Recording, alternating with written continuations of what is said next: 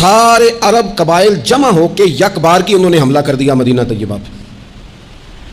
اور زمینی حقائق یہ ہیں، اندر کی صورتحال یہ ہے کہ یہودی جو بڑی دیر سے معاہدہ کیے ہوئے تھے مسلمانوں کے ساتھ، انہوں نے معاہدہ بھی توڑ دیا.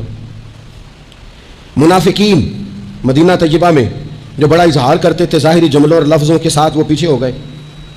قحط کا زمانہ ہے، معاشی حالات بھی بڑے سخت ہیں. اب ان حالات میں سارے کا سارا عرب کفر جو ہے وہ جمع ہو کے آ گیا. اب حضور نے ان کے خلاف کھڑے ہونا ہے. صحابہ کو جمع کیا گیا، مشاورت کی گئی، اب کیا کیا جائے. حضرت سلمان فارسی رضی اللہ تعالیٰ عنہ نے مشورہ دیا کہ یا رسول اللہ صلی اللہ تعالیٰ علیہ وسلم، ہمارے علاقے میں یوں ہوتا ہے کہ جب اس طرح کا معاملہ ہو تو خندق کھودی جاتی ہے، اس میں آگ جلائی جاتی ہے اور پھر دشمن سے مقابلہ کیا جاتا ہے. اب خندق کھودنی ہے اور اتنی بڑی کھودنی ہے کہ گھوڑا اس کو کراس نہ کر سکے، تو اس کے لیے بھی تو اسباب چاہیے.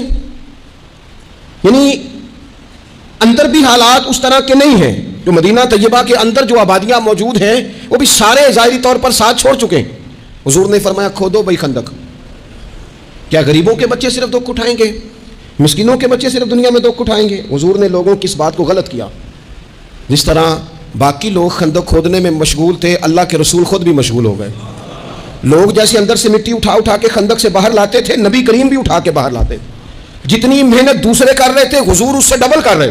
بلکہ صحابہ فرماتے ہیں درمیان میں کچھ ایسی چٹانیں آئیں جو ہم سے نہیں ٹوٹتی تھیں، تو حضور نے فرمایا مجھے دونا تھوڑا، مجھے دونا اوزار، میں تمہیں توڑ کے دیتا ہوں.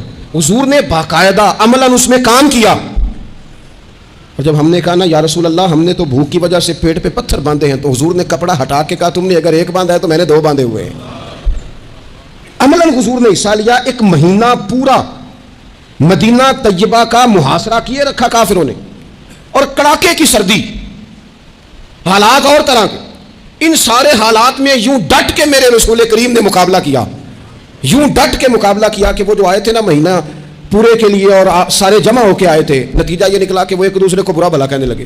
ایک مہینہ محاصرہ کرنے کے بعد وہ سارے وہاں سے خائب و خاسر ہو کر ذلیل و رسوا ہو کے نکل گئے.